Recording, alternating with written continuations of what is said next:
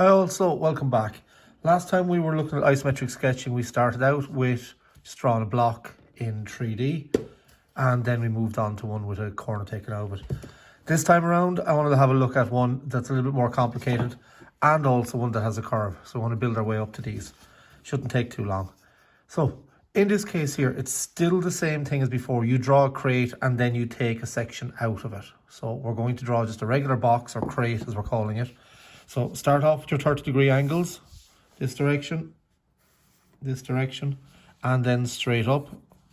Watch when you're doing the lines that they are actually going straight up, that they're not sort of leaning in. That's the most common mistake people make. They don't have the line straight. So I'm bringing my line up straight here. I'm bringing my line up straight over here as well.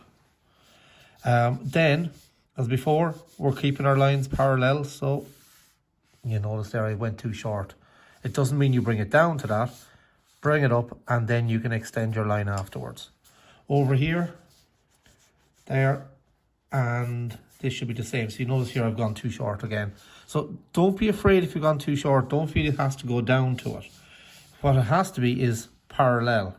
These are parallel. These are parallel. These are parallel. Now, I can see this is going up into the top of the board, but what about it? So there's my line. I'm going parallel with that as well. To finish it off, and I know it's going off the page there. Okay, so we can see it there now. But have to take this section out of it now. So what we're going to do is do it on one of the faces first and then bring it back across. So looking at this here, it's about halfway. Coming down, it's more or less halfway. So come over about halfway and do a straight line down.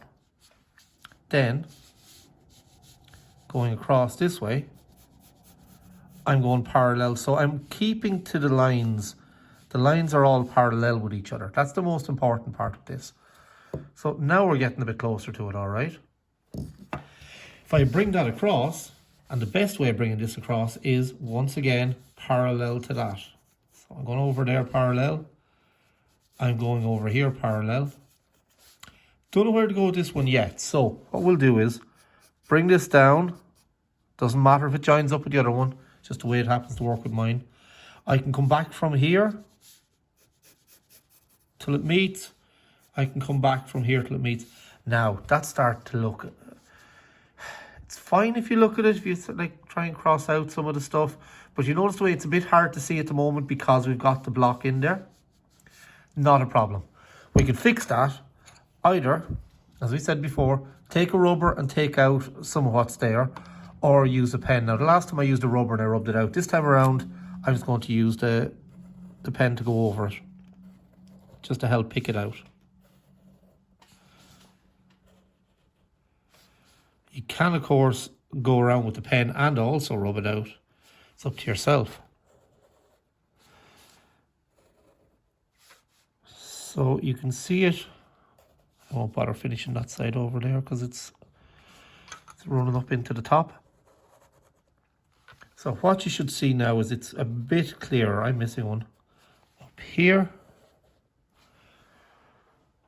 So if it's still confusing you, you can always go back, take off the lines. Remember I said the last time, you have to draw these construction lines for the crate light. I've been doing them heavy to make sure you can see. So what we have there should match that.